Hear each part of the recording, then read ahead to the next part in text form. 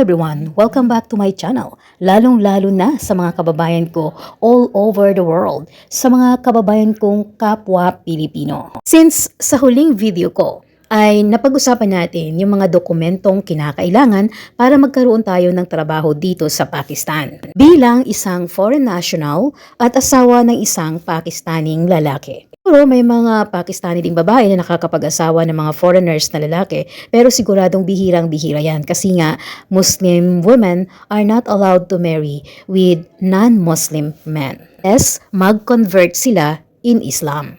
Dahil dyan ay pag-uusapan natin ang iba't ibang klase ng card na ini-issue ng Pakistan government para sa mga mamamayan o mga taong nakatira dito sa Pakistan. Una ay ang CNIC o National Identification Card para sa mga Pakistani nationals. Sino-sino nga ba ang pwedeng mag-avail ng card na ito? Na sila yung mga Pakistani na ipinanganak at nakatira dito sa Pakistan. Dalawa ay yung mga Pakistani na nag-migrate dito sa Pakistan ng napakatagal ng panahon. Katulad halimbawa yung mga galing ng India noong panahon ng World War II. At iba pang nationals na nanggaling sa ibang bansa katulad ng China, India, Afghanistan at iba pang kalapit o mga bansang nasa borderline ng Pakistan. Nang dahil sa war ay napilitan silang lumipat dito sa Pakistan. Tatlo ay yung mga nakapag-asawa ng Pakistani national o kaya naman ay anak ng isang Pakistani national sa asawang foreign national para magkaroon siya ng CNIC o National Identification Card, kailangang isurrender niya yung kanyang nationality kung saan siya nanggaling. Sa ganun ay pwede niyang palitan ang kanyang nationality. Para naman sa mga anak ng isang Pakistani national at foreign national, kung dito ipinanganak ang bata sa Pakistan, automatic pwede siyang magkaroon ng National Identification Card or CNIC. Kung ang anak ay ipinanganak sa ibang bansa at nakarehistro sa nationality ng kanyang ina, kailangan niya ring isurrender ang kanyang nationality kung gusto niyang magkaroon ng National Identification Card ng Pakistan kung gusto niyang maging Pakistani national. May mga cases din na although hindi Pakistani ang kanilang mga magulang pero dito sila ipinanganak at dito na nakatira ang kanyang mga magulang ng napakatagal o dito na sila nanirahan ng napakatagal ay pwede ring ma-issuehan ng national ID as long as yung bansang kanilang pinanggalingan ay hindi kaaway ng Pakistan. Second card issued by the government to the nationals or foreign nationals of Pakistan is NICOP. This kind of card is issued to those Pakistani national by origin. Ito ay yung mga nag-migrate sa ibang bansa at nagkaroon na ng green card o national ID sa ibang bansa kung saan sila nakatira. Dahil nga napalitan na ang kanilang nationality, ay kailangan nilang magkaroon ng card para pumunta dito sa Pakistan. Lalong-lalo na kung ang bansang ito ay hindi nabibilang doon sa mga bansa pwedeng magkaroon ng dual citizenship. Kailangan na nilang mag-apply ng NICOP. Ang sa ganoon ay pwede na silang lumabas at pumasok ng Pakistan o ng bansang kanilang kinalalagyan ng walang visa.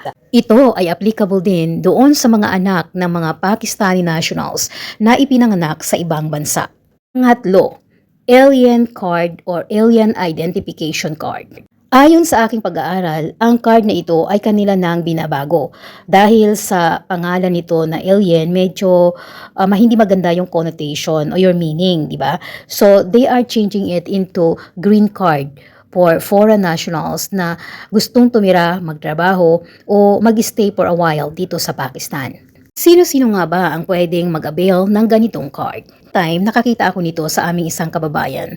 Nagulat ako kasi nga alien card ang nakalagay. Nagtaka ako at nagtanong kung bakit alien card ang nakalagay at umiba yung nationality. So I advise her to change it into POC para mas safe yung card niya o maging safe yung citizenship niya dito sa Pakistan. I have no idea about the difference between alien card and POC. Pero para mas safe talaga, kung ikaw naman ay married to a Pakistani, it's better to have a POC. So since I got anxious, I did some research on how it works or what is the benefit of having alien card as a foreign national. Actually, having a foreign or alien card is not really bad. Sino-sino nga ba ang pwedeng mag-avail ng alien Pakistani card?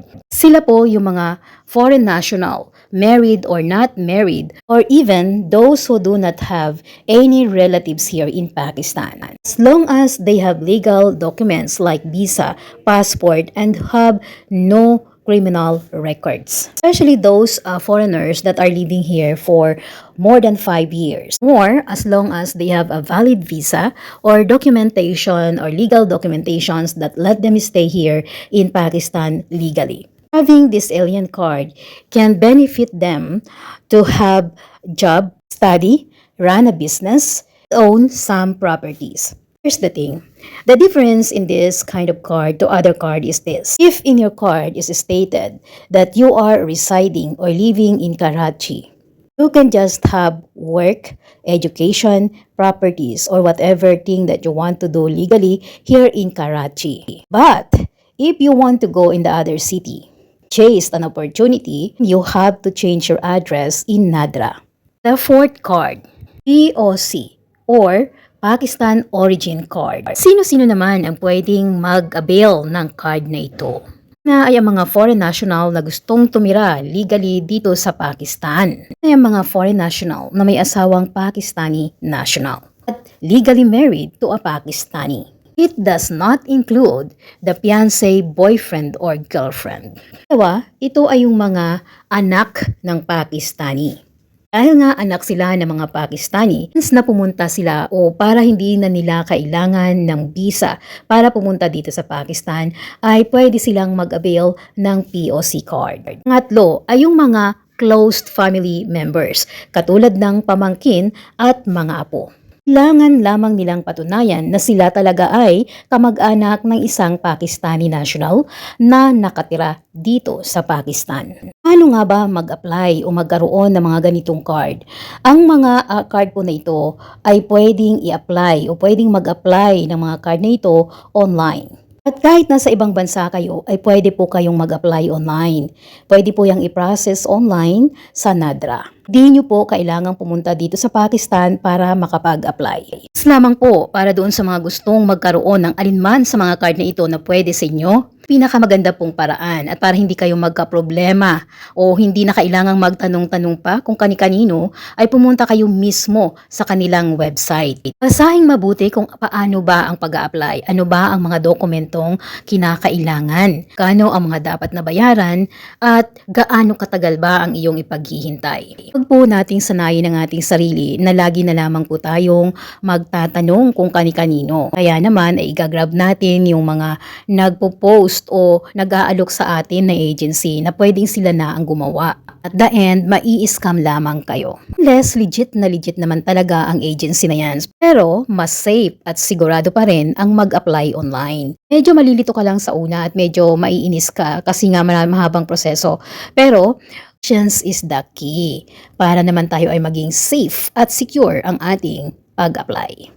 Kung may mga tanong pa kayo tungkol sa mga dinidiscuss ko dito sa aking channel, free po kayong magtanong.